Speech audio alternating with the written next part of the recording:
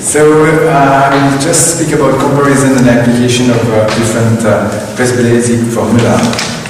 I have still no financial problem with this talk, and I think it's really a mix of corneal multifocal residual accommodation and the pupilla. And I will give you a lot of formula that you can perhaps more understand what you do with your PresbyLasik. The optical principle common to this technique is to compensate the loss of accommodative power, increasing the depth of focus, giving a good near vision while maintaining a satisfactory far vision when you are binocular. Let's go to the old geometry that we perhaps learn during our class when we were quite young. An aspheric surface is described by the term conical, and a conical section because it's generated by the intersection of a cone with a cutting plane. I will explain that here. So that's where come from the Q factor, and it's not so difficult to understand that. The value of the asteristic for different type of conic section. If you want to have the Q equal 1 minus B quadrat 2 under A quadrat 1, and you have A and B. Let's go a little further. Perhaps you will understand better why we have this curve.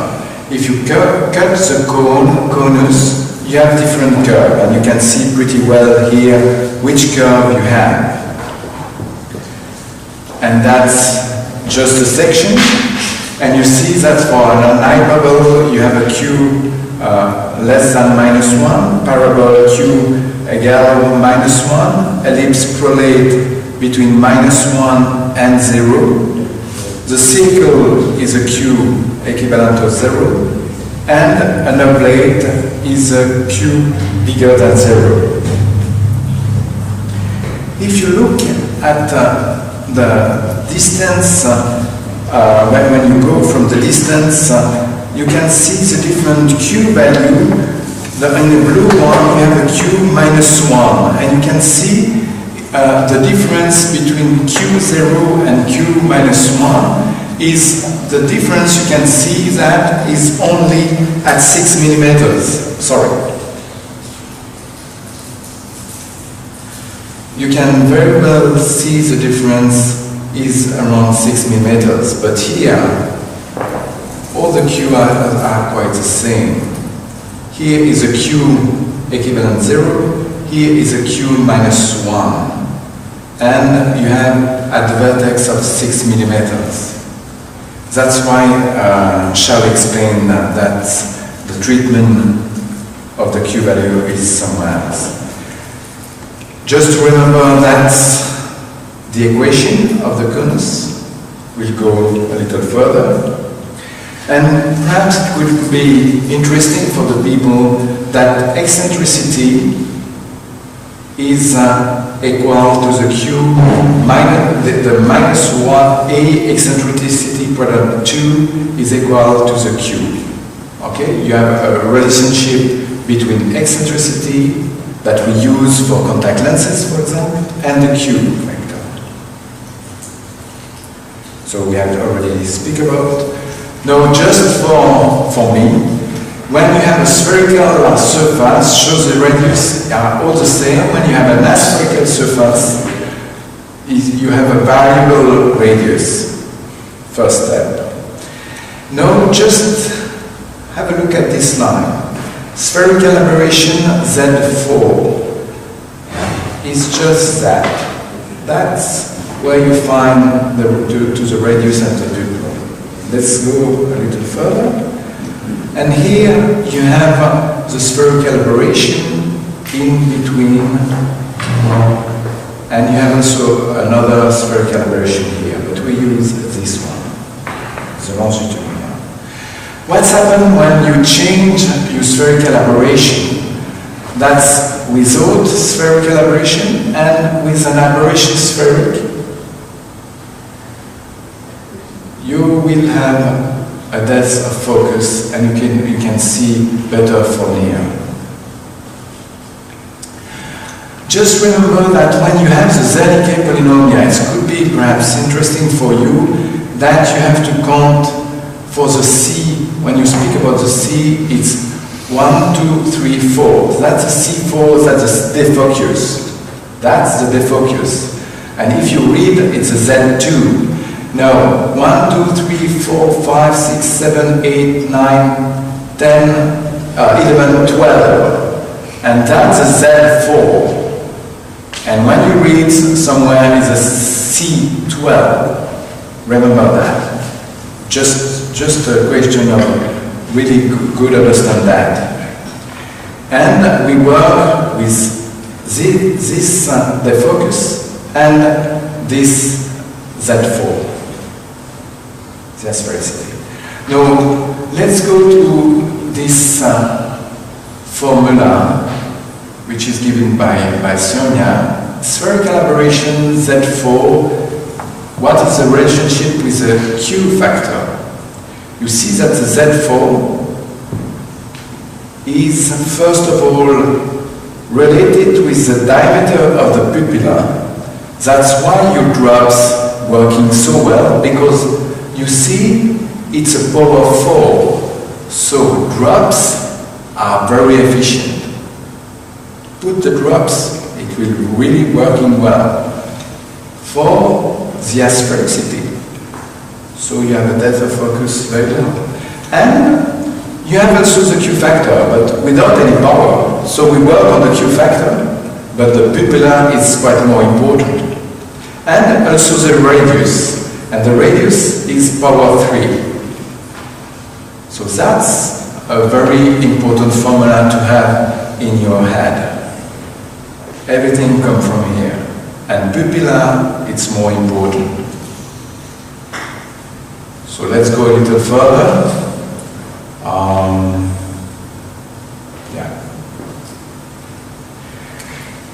Positive spherical aberration produce vision reduction at distance and depth of focus at near.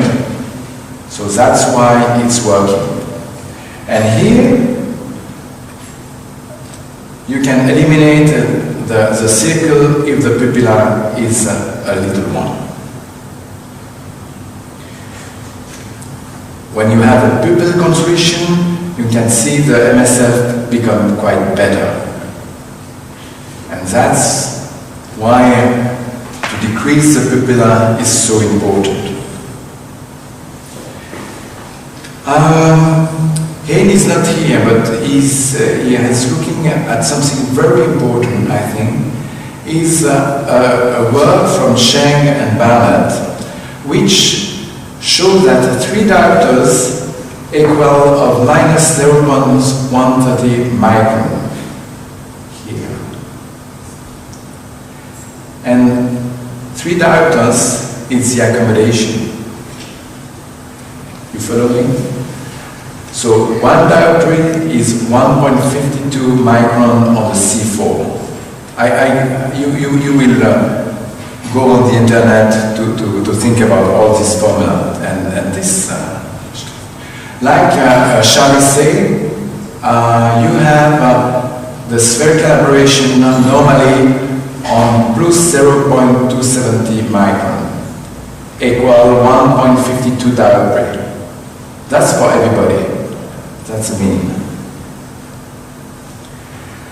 You have to know that in young patient, the ocular spherical aberration is close to 0, but with large individual variation. This minimum value is related to the fact that the positive spherical aberration of the cornea is offset by the lens survey of negative spherical aberration of opposite side. With the age, there is an increase of spherical aberration of the eye due to the increase of the lens spherical aberration, which tend to be positive.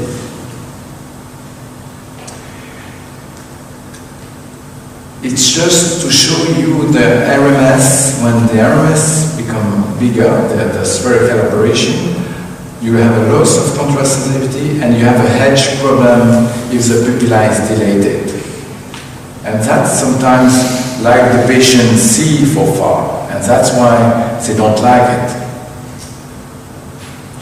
Now let's go to the classification of PresbyLasik.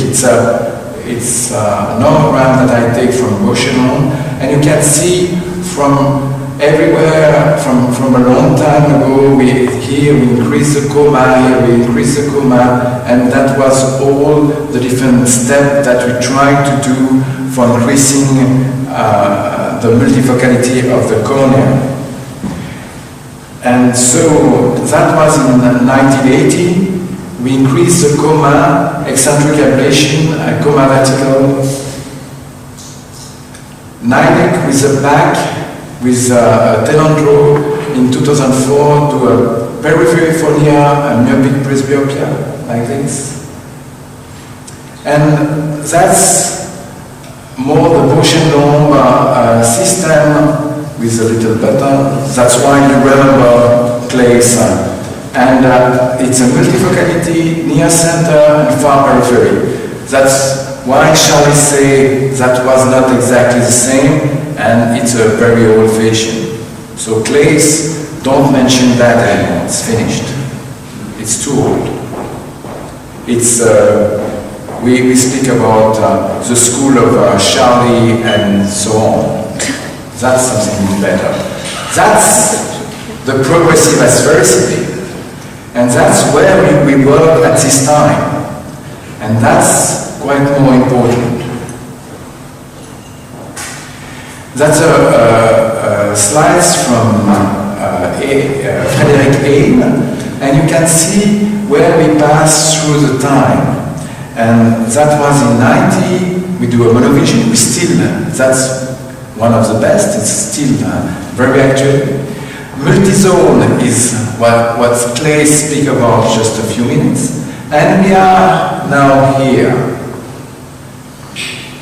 You have the blended front size, which is not bad at all, and here we have the ISO system from Frederick Aim. Charlie is just in the middle, and is the guy who understands everything on the asphericity. It's something that the other platform than the weight line have some difficulties to understand, because here the pattern algorithm that you use, it's a black box. It's a real black box, and you don't know what you do with your platform. And that's why a lot of the platform is not exactly my own cup of tea, I would say. And that's why it's difficult to do if you have to do another step, you will be loose, because you don't know what's happened exactly. And by chance, I start with this platform, Wavelight Allegretto. Perhaps it's not a chance that I can take it, but anyway. And we are free to manage the Q factor and the eccentricity. We work on it, so we can understand better what we can do with the patient. And that's the big force of this platform. With the Schrin, with the Technolaz, with Visic, with Size Smell, each one work in a black box. You don't know exactly how they work with eccentricity or with a Q factor. You just, like you say, press the button, close your eyes, pray, and go on. That's two nomograms that I use. It's the same patient, and you have the same pachymetry. Keratometry, it's the same. Eccentricity here, I enter nothing in the machine. The Q before nothing, and the target will be a -1. I take out 25 microns. The C4, the defocus, I have to do -2.3 to have the spherical, the Z12, the spherical aberration of 0.8 226. And so I will treat the patient of a plus 38.85. That's the ISO formula where the C4 become equivalent. That's the formula of Charlie, and you can see that on the Z12 is a little weak. That's why sometimes it's not enough. But we work exactly on the same system. We adjust the C4 in compensation on the dioptric, because you have a relationship between the C4 and the dioptric, and so you will have the C12, the spherical aberration, where you want to have it. And that's all we work with the spherical aberration and the Q factor. That just to see you a model and the wave-like system, just to see you that you can see the C4, which is, you adjust the Q, you can put a minus 0.8 or minus 1, what I use, and then you transform that, the dioptric, to have the same C4 than before, and so you increase the C12 of 0.825 here. So you can play exactly where you want. It's not still perfect, but it's working pretty well. And that's, it's a slides from Frederick, and sometimes we have globally a very good results when we do this technique with the formula of Charlie or with the C4 compensation. It depends which patient you want to treat. But sometimes you have some value of the results of a Q value which is too high or too weak, because we don't use the Q factor that the patient had at the beginning.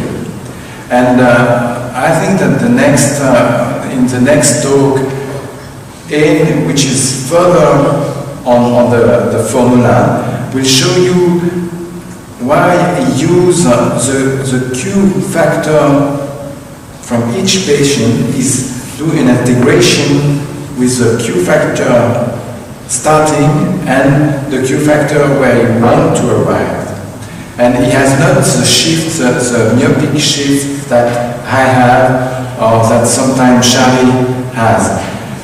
And this formula, I think, for PresbyLasik, we will understand quite well in a few 6 months, and we will arrive without this myopic shift, and the people, the hypermetropic people will be very, very happy.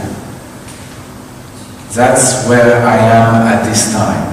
And I will thank Charlie, because without him, we will never be here at this time. Thank you very much. Thank you.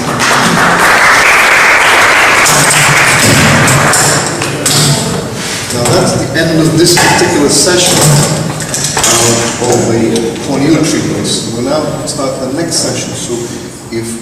Did you feel it's a little paper for the WOC? Because I have to send my abstract and every people, okay. And